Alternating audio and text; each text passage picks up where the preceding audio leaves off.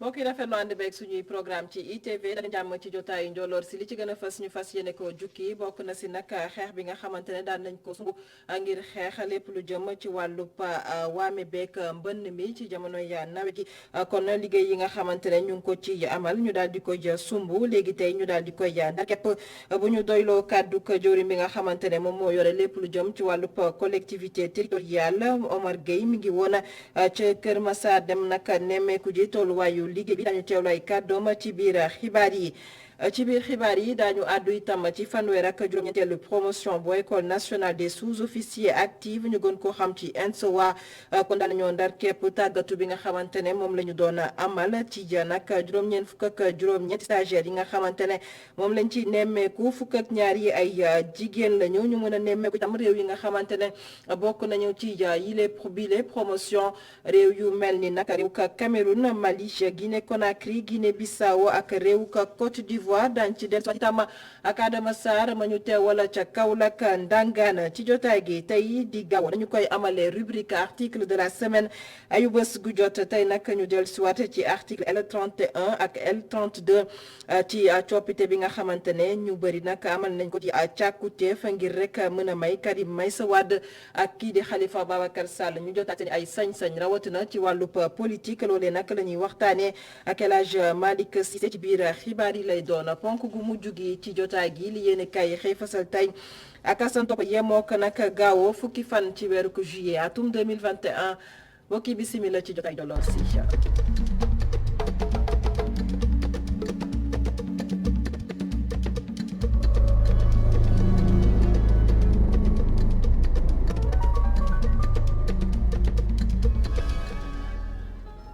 Omar Gueye jëwriñ bi mi ngi woon ca banlieue bu Ndakaaru rawatina Kër Massar nemmeeku ji nag tolluwaayu liggéey bi nga xamante ne sumb nañ ko ngir fexe daal di fay jëlee lépp loo xamante ne jëm na ci waame ak mbënn mi ci jamonoy nawet boobu li liggéey nag léegi tey ñu daal di koy ndar képp bu ñu doyloo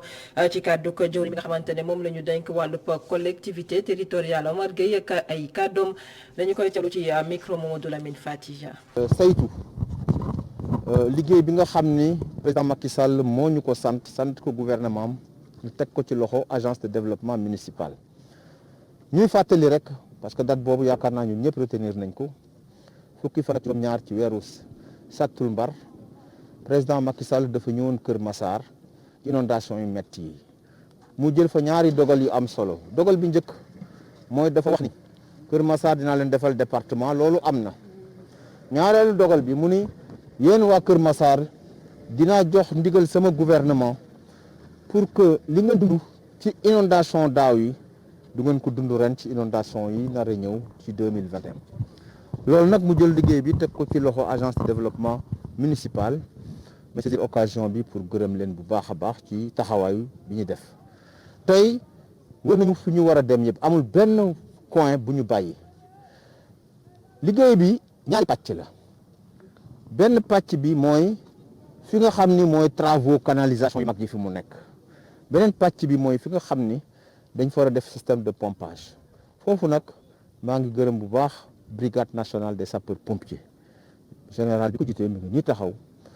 seen taxawaay am na solo lool ndax ñoom bi ñu déployé ba léegi jël nañ seen matuwaay matériel bi ñu def à leur disposition électropompe yi ak motopompe yi installé nañ ko am na opérationnalité mën nañ ko wax léegi mu mel ni daal lépp daanaka yemb na suñu borom nag moom taw moo xam nan la koy defee mais lii président Macky Sall digge woon ak li mu santoon gouvernement am mën nañ ni def nañ ko te fi ne nii pare nañu. waa PNUD programme des Nations Unies pour le développement ñoom itam xeex lii di wàllub mbënn meek waame bi doon lu leen soxal ñu ngi woon ca banlieue bu Ndakaaru ay ndawal PNUD lépp nag ngir nemmeeku askan yi nga xamante ne ñoom ñoo fay yeewoo ak naka la ñoo def ba mën a sóob seen loxo ci xeex bi nga xamante ne moom la ñu jagleel wàllub mbënn mi ba nag dootuñu dund jafe-jafe mbënn ak waame ci jamono nawet kenn ci ñoom dañuy daal di teewlu Xasanatu Sow lay wuyoo ñu teewlu ko ci micro Mamadou Lamine Fati. dañu ñëwoon doon waxtaan si ak population à la base si cadre inondation donc Accelerator Lab benn programme bu bees bu programme des Nations Unies pour le développement bu ñu mettre en place si dëkk yu bari pour ñu mën a réfléchir si ay priorités de développement dëkk bi inondation nag nekk priorité boo xam ne dañ ko choisir fii ci gouvernement Sénégal ñu ñëw nag à la base approche à la base pour xool lan moo xew ci wàllu inondation si zone yi si commune yi ak si population yi xool seen ay xalaat ci ñoom naka la ñu gisee question bi ak yan solution locale déjà lañ fi développé yoo xam ni baax na ñu mën ko documenter donc daal réflexion bu ñu engagé la pour jéem a documenter jéem a xool ñun ñëpp naka la ñuy yaatalee acteurs yëpp ñu mën a dajaloo waxtaan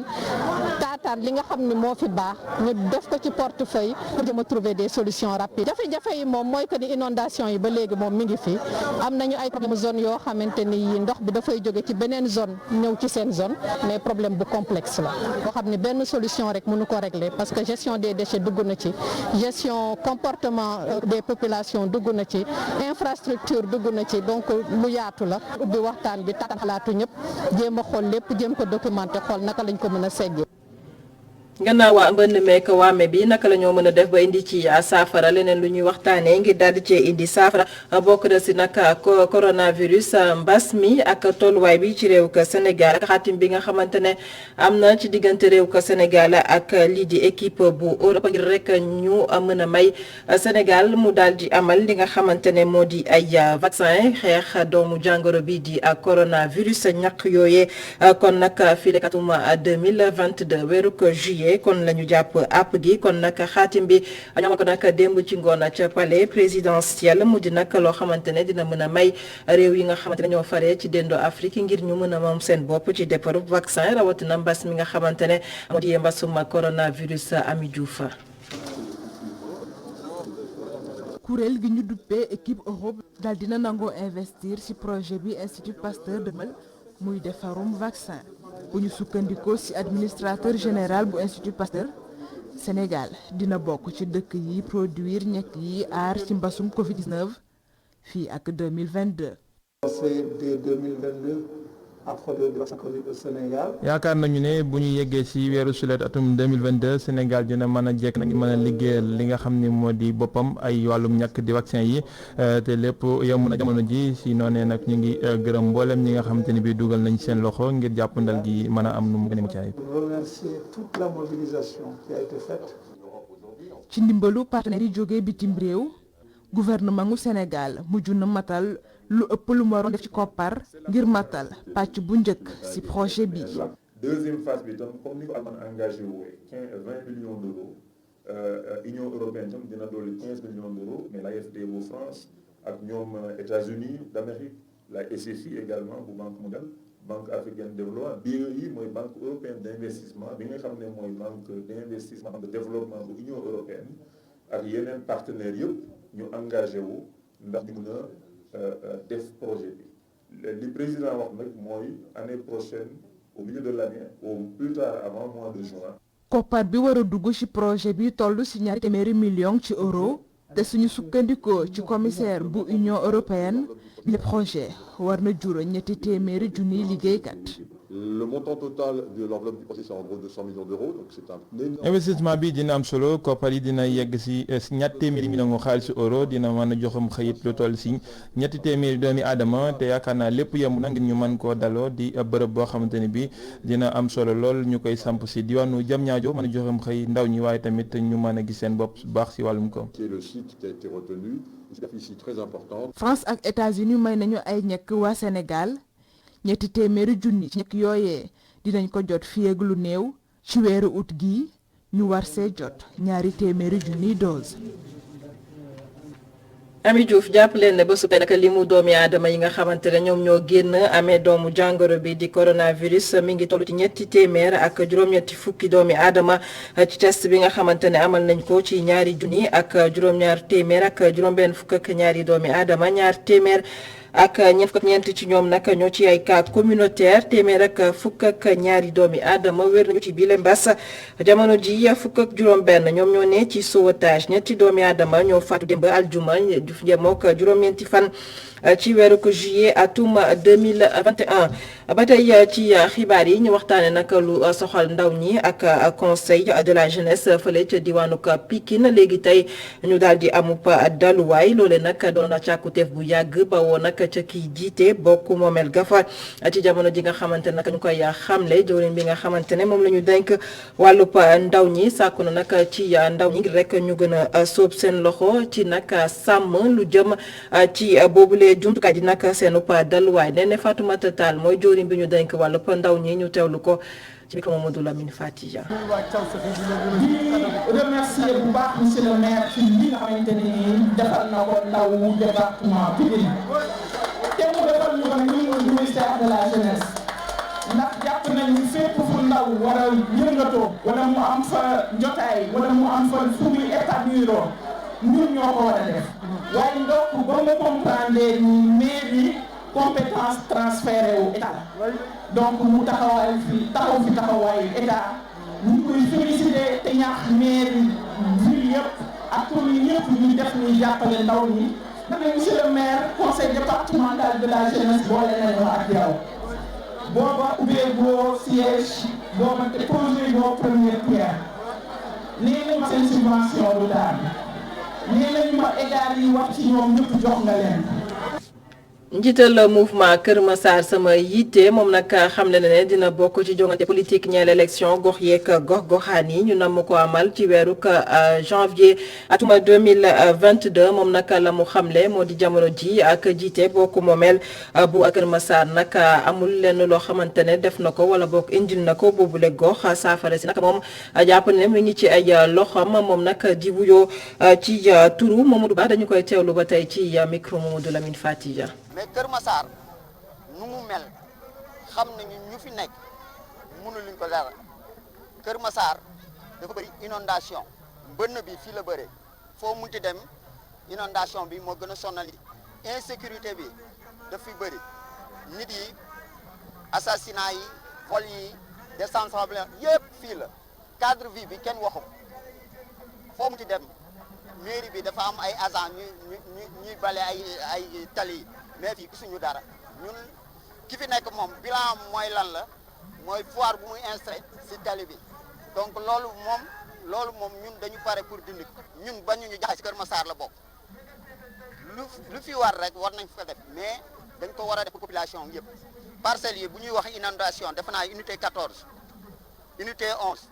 unité 13 ñooñu Daaru Missel inondation bi foofu la bëri mais comme ñoom la décidé ñu def lu leen di neex aussi ñun ñu ngi nii rek du tax dinañu wax xeex ko pour lu ñu war ñu defal ñu. fanweer ak juróom-ñeenteelu promotion bu ENSOA dina ko école nationale sous-officier active daan nañoo ndar képp tàggatu bi nga xamante ne moom lañ doon amal ñu mën caa lim nag fukk ak juróom-ñeenti stagiaire ci ñooñu nag fukk ak ñaar yi ay jigéen lañu ñu nemmeeku itam ni ñu bokkoon ci boobu lépp promotion ñu ngi bawoo ay réew yu mel ni Cameroun Mali Guinée Conakry ak Guinée Bissau ak itam ci réew Côte d'Ivoire kon génn ko bile promotion dafa yemoo itam ci jamono ji nga xamante ne ENSOA am ngay màggal juróom fukki atam ndax ñu ngi ko taxawaloon ci atum 1971 ca Kaolack Adama Sara. fanweer ak juróom-ñeenteeli promotion bu école nationale des sous-officiers d'active mu di ENSOA nag daal dinañ ko amal toll na nag ci juróom-ñeent fukk ak juróom-ñeenti stagiaire yoo xamee ne day bokk na ca fukk ak ñaari jigéen wante itam juróom yoo xamee ne ñu ngi bàyyeekoo ca bitim réew. La promotion à l'honneur ce matin est arrivée à l'école depuis le 8 novembre 2010. fanweer ak juróom-ñeenteeli promotion bi nag ñu ngi yegg ci école bi ci juróom-ñetti fan ci weeru novembre atum 2019 ñu ngi toll nag ci juróom-ñaar fukk ak juróom-ñeenti stagiaire bokk na ca nag fukk ak ñaari jigéen. fanweer ak juróom-ñeenteeli promotion bi nag ngi am juróom-ñaar fukk ak ñeenti sous-officier bokk na ca juróom-benn fukk ak juróom-ñeenti sénégalais waaye itam juróom yoo xamee ne ñu ngi jóge ca bitim réew bokk na ca Cameroun Guinée-Bissau Niger ak lii di Mali. La République de Guinée, le Niger et la Côte d'Ivoire. moom moomule sax nag mu ngi ñaax ñi nga xamee ne ñoom ñoo di ndaw yi door a génne rek ci école bii di ENSOA ngir ñu wone liñ leen jàngal ci bile école. Jeunes de la 32e promotion. yéen ñi nga xamee ne yéen a jël raaya ji tey jii li nga xamee ne nag moom lañ leen di ñaax moo di déy fépp fu ngeen mën a nekk rek ngeen roy ñi nga xamee ne ñoom ñoo di seeni mag ñi leen fi jiitu wante itam ñi nga xamee ne yàlla moom na seeni bakkan fépp fu ngeen mën a nekk rek di wane jaloore ji nga xamee ne ñooñu le def nañ ko. xew-xew yi nag mu ngi amee ci jamono joo xamee ne ENSOA mu ngi magal juróom fukki at yoo xamee ne am na ko mu nekk nag ab prox ndol boo xamee ne jëwriñ gi dënk wàllu forces armées nag daal dina ci taxaw ngir nag rafetlu taxawaayu ENSOA. Cette cérémonie porte le symbole de la vitalité des forces armées promue par son excellence monsieur. dajale ñu fii nekk na bés bu am solo boo xamee ne sax ki nga xamee ne nag moo di réew mi nga xamee ne moom moo jiite itam lii di armée bi soxal na ko lool ba nag mébétam moo di fexe ba armée bu Sénégal nekk armée bu mucc ayib te loolu la nag école bii nga xamee ne day tàggat ay sous-officiers dañuy ci taxaw taxawaay bu am solo jamono ji nga xamee ne la ñuy joxe raaya ay sous-officiers te jooju la ENSOA itam di màggal juróom fukki at yi nga xamee ne am na ko jaarale ko ci thème bu am solo bi nga xamee ne nag moo di être sous-officier au XXIe siècle. Pour mener une réflexion centrée sur le thème être sous-officier au XXIe siècle. ab défilé militaire nag moom moo dal di jeexal bi la xew-xew. Adama Sarr ci jamono jooju nag fii ci Ndakaaru ñu ngi doon sargal ki nga xamante ne moo di doyen Abdoulaye Diaw nag di taskatu xibaar yi yëngu ci wàllub tàggat yaram gannaaw nag ba ñu ko dippee yoon bi nga xamante ne mu dox ci kanamu stade Demba Diop moom doyen Abdoulaye Diaw kon nag xew-xew bi ci diiru ka ñaari fan démb ak tey wala juróom-ñeenti fan ci weeru ko juillet ak bésub tey nag yemoo ko fukki fan ci weeru ko juillet la ñu koy abal ngir daal di koy sargal delloo ko njukkal ci liggéey bi nga xamante ne jot na koo def ci réew Sénégal rawatina ci wàllub tàggat yaram ñu dellusiwaat yi ak suñu reporter Seykou Seydi. mbedd mi bis ni ki tey mën ngeen ko woowee mbedd Abdoulaye Diaw di geste boo xamante ni mairie bii la diwaan moo ko daal di amal ngir rek delloo njukkal suñu nattangoo bu groupe Futurs Médias. Aucune rue n'a encore été baptisée dans la commune de Sicap Liberté. D'autres suivront et l'histoire. fii ci commune bi nag mosuñ fi tuddee nit mbedd kon nag loolu yow Abdoulaye Diaw na nga ko gërëmee bu baax comité sargal bi nga xamante ne ñoo def jéego yi ci maire bi ba mu def li nu mel moom maire bi sax tey def na la citoyen d'honneur loolu gannaaw ba ko Saint-Louis defee. auprès de ta ville après ta ville natale de Saint-Louis. di ab gis-gis boo xamante ni. comité d'initiative bi moo ko daal di jëloon ngir rek delloo njukkal journaliste bi ci jamono gi muy dund. Mes premiers mots vont directement à l'endroit du maire Santy Agne. xaw ma sax la lay wax kii di maire bi di Santy Agne ñu ngi koy sant di ko gërëm bés bu ñu ko waxee suñu yitte maanaam tuddee yoon yi kii di Abdoulaye Diaw ci saa si dafa ànd ci loolu te gannaaw bi conseil bi délibéré nemmeeku nañu ni ñoom ñëpp dañu cee ànd. Le conseil a donné son feu vert avec la plus grande joie. mu am mbégte lool moom Abdoulaye Diaw daal di yëkkati ay kaddu ngir rek daal di remercier comité bi ak ñëpp ñi nga xamante ni teewoon nañ fa. J'ai l'impression ce matin de vivre ce que l'on appelle. li may dund tey mi ngi mel ni lu ñuy woowee récréation du passé ndax nag fii xam naa ko ndax endroit la bonte daan naa fi ñëw daan gaare sama oto fale laata may dugg ci stade Demba Diop ma am mbégte lool ndax ñi ma wër yëpp samay xarit la ay xarit yoo xamante ni yàgg nañu ànd ay at yu bëri ngi nii. J'ai cheminé pendant de longues années. bis bu njëkk sargal Abdoulaye Diaw ñu daal di ko jeexale ak ay match de gala yi nga xam ni daañu ko amal ca stade Alassane Djigo bu Pikine cérémonie bi ñu fas yéene ko amal ci samedi bi ca CICES. mu ngoog sargal doyen Abdoulaye Diaw jaajëfal ko bu baax Seykou Seydi mbokk yi ñu yegg si nag ci article de la semaine rubrique bi nga xamante ne moom lañ leen di jagleel ay bés gu jot tey nag ñuy waxtaanee waat li nga xamante ne moo jëm ci article L31 ak L32 bu code électoral coppite gi ngir rek mën a may ki nga xamante ne moo di Karim Meïssa Wade ak Khalifa Ababacar Sall ñu mën a jotaat seen i ay sañ-sañ rawatina ci wàllu politique ni ko ñenn ñi di sàkko loole nag la ñu daal di waxtaanee ak rédacteur en chef bu fi nga xamante ne moo di l'info c'est que waxtaan ak El Hadj Malick Cissé article de la semaine jël ko.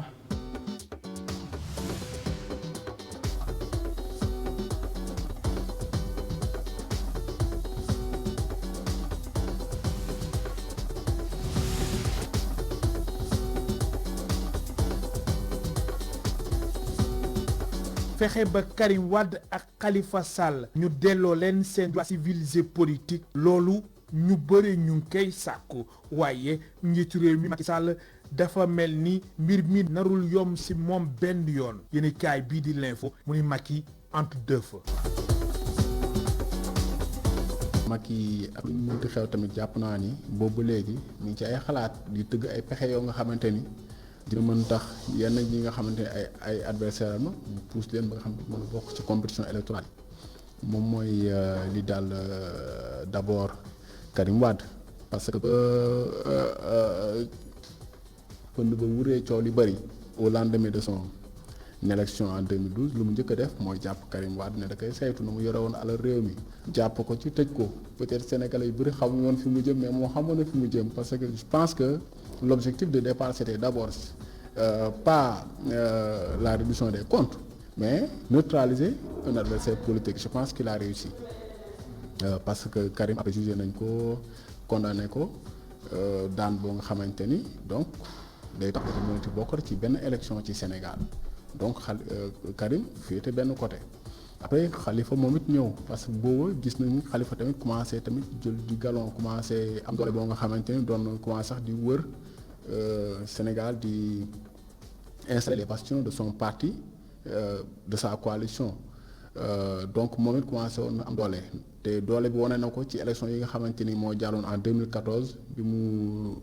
ci fukk ak juróom-ñeent mu gañ ci fukk ak juróom-benn. acteurs yi di sàkku ñu réviser waat article L31 ak L32 bu code électoral Macky Sall moo nekk arbitre bu mujj bi ci lu njëkk ñu taxaw ci Khalifa Sall mu nekk ak politicien bu ñu gaañ waaye Khalifa Sall ba léegi nii am na solo ci géopolitique bi.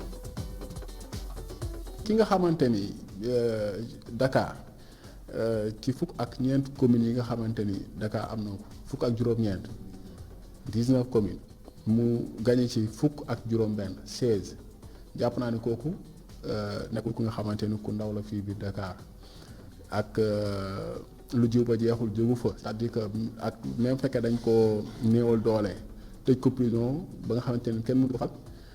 ba léegi dina am ñi nga xamante ni ñu ngi koy jàppal tànk dans ces communes là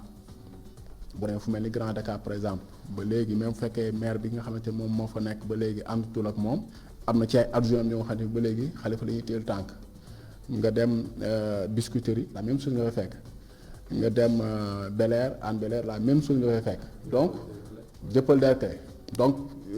da leebu leen donc bu bëggee ñi nga xamante ne mën na leen samp ci gox yooyu noonu donc am na ko fa donc day yomb mu defaraat taxawaayam soog a dem ci ay élection te élection yi dem élection locale la te xam nañ tamit ni xam nañ mëninam tamit ci élection locale yooyu noonu donc jàpp naa ni pour mu defaraat boppam ba dellusiwaat wane li mu xamante ni peut-être mënoon na ko wala lu ko ëpp je pense que day nekk lu yomb mais c'est tout le contraire de Karim. Karim Wade moom lu koy xaar na yomb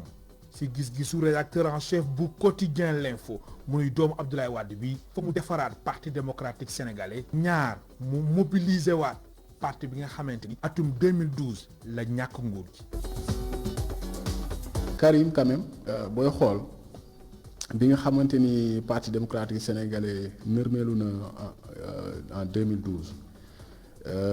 booy xool ñi fa nekkoon di ay kàngam ak borom doole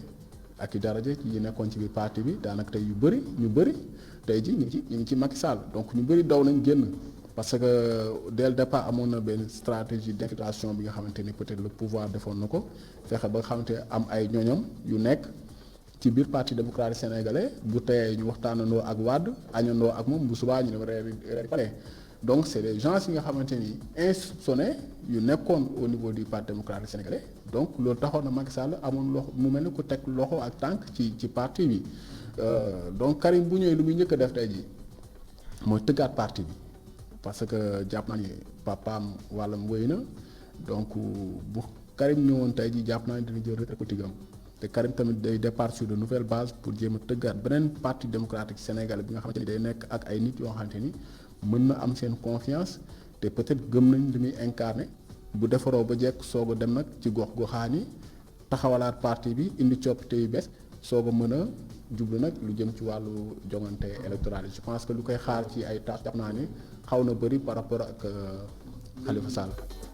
Macky diggante ñaari feu journal l'info yamul foofu mu ni dafa gëm ni lii yëpp su weesoo Karim Wade ak Khalifa Sall Idrissa Seck tamit mbiram dafa baax ñu koy waxtaane moom mi rejoindre coalition Benno Bokk Yaakaar.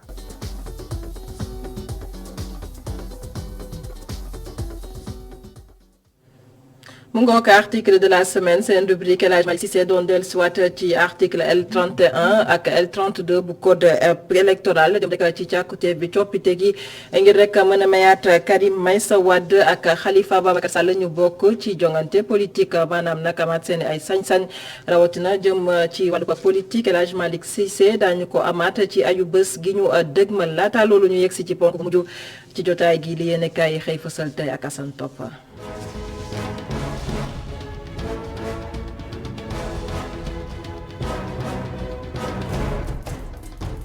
mbas maa ngi lëmbee réewum Sénégal ñi xaarandi ay musibaam ndax it nag gisuñu lu koy téye libération yu ne kay xëy solo ci njàqare ko tiitaange ak lim bu doy waar bu mu dal di xayma ci diiru ñetti fan romb na junni bu tegal téeméer ak juróom-ñett fukk ak juróom-benn yi ni kaay gi ne daal na cee topp tamit juróom-ñeenti doomu aadama yu seen bakkan dal di rot loolee kilifa yi dal di koy dëggal ci kàddu ko gouverneur bu Ndakaaru mu ne capitalu Sénégal nag fi la gën a rëbee ndax it nag téeméer boo jël ci feebar bi juróom-ñeent fukk yi mi ngi fi dal di taajee ana ñi doon jombale seen bopp jile wopp doon ndaw ñi nañu xam ne nag ñoom la gën a laal ci kàddu ko docteur Alioune Badara Ly mi baaxee xayma bi ne dem na ci téeméer boo jël juróom fukk ak juróom ñett seeni at ci ñi mbas mi gën a lottal ñi ngi toll ci diggante fukk ak juróom jàpp ñeent fukk ak ñeent kon xanaa kay ay pexe da cee daal di jeex nag Le Quotidien yi ni kaay ne yooyu la pexe nag nguuru ko Sénégal mi ngi koy sàkkal boppam rawatina lu jëm ci wàllu ko ñàkk yi ngi rek daal di ciy gën a aaru ginnaaw rek ba mu njëkkee xam ne limba ca mbind mu xonq bo lépp rek jëm ci tiitaange gu mu daal di wane moom journal bi ne kenn ko bëccëg wàññi nañ fi lu toll ci ñeenti téeméer ak juróom-ñaar fukk ak juróom benn doomu aadama yu wopp ci di Covid-19 daal di tëral Sénégal nag moom mi ngi xaarandi ñàkkam bi muy defar mu daal di daanu niki weeru ko juin ci atum 2022 Vox Populi daal di koy dëggal ne Sénégal mooy réew bi njëkk ci dendu ko Afrique di defaral boppam ay vaccin yu tax mu daal di tatafu li di Covid-19 bi ñi di ko fi xaarandi fi leen jeexantalu atum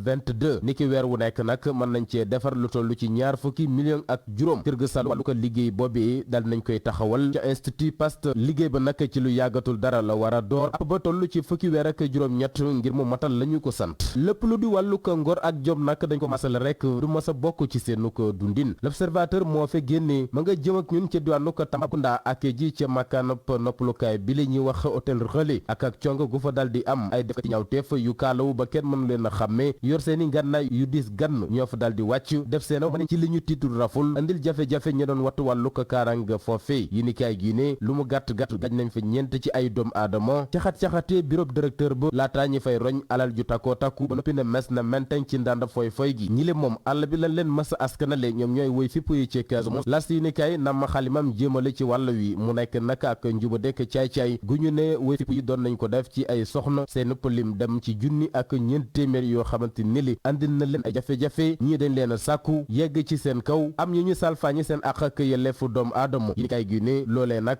tax na ñi nga xamante ni googu la ñaaw teef dafa defa góom ci seen xol ñu noppee ko faj ndaxam ab clamé lañ ci dal di jibal ci kanamu yoon ngir ëpp àtte seenaw yoon yeggul seen gént mujj nax saay les échos yi ni kaay ma nga jublu rek ci wàllu ko tukki mu jaarul yoon wi tey la wàllu gën a ay journal bi ne diggante Brésil ak États-Unis Sénégal ñàkk na ci juróomi doomam kenn ki nag ab soxna la journal bi ne limba ma ngay gën di yokku ginnaaw Morkan ak ñeenti doomu sénégalais yi nga xamante ni seen bakkan ron na fekk ñi nga amoon na mu tee fukk dem ci États-Unis jaare ko Brésil ci yoonu suuf bi ca limba nag mi ngi tàmbale soxna si nga xamante ne bakkanam dal na ci ruus soxna Xadi Sëy mi ngi doon dàkkantale Xadi Mbàkke moo du lu Morkan Sëriñ Samb ak El Hadji Diouf moo di seeni tur jéy na ba moom jeexal na sëyam ginnaaw ba mu lebee fa la ko borom këram yéeni kaay gi di Sud Quotidien ne musiba guni mel xewewul fenn fu dul ci diwaanu ko Sédhiou rawatina dëkk bi la ñuy wax Bunkiling ginnaaw wax ju sew ak ab xulo bu doxoon ci diggante ñaari way dencati ca la ko jigéen ki nag dal di dabax ay paak ci dënnupp borom këram ñi jagat-jagat jàngatee ngir rawale ji docteur fekk ñi bind àllaaxira moom nag ba mu defee googale njombeek musiba nag ci la daal dem jébbal boppam ñi nga xamante ne ñoom ñoo di waa brigade gendarmerie ñi daal di cee defeenu ngir ëpp l'enquête yi ni kaay gi ne bokk na ci leen jotale nag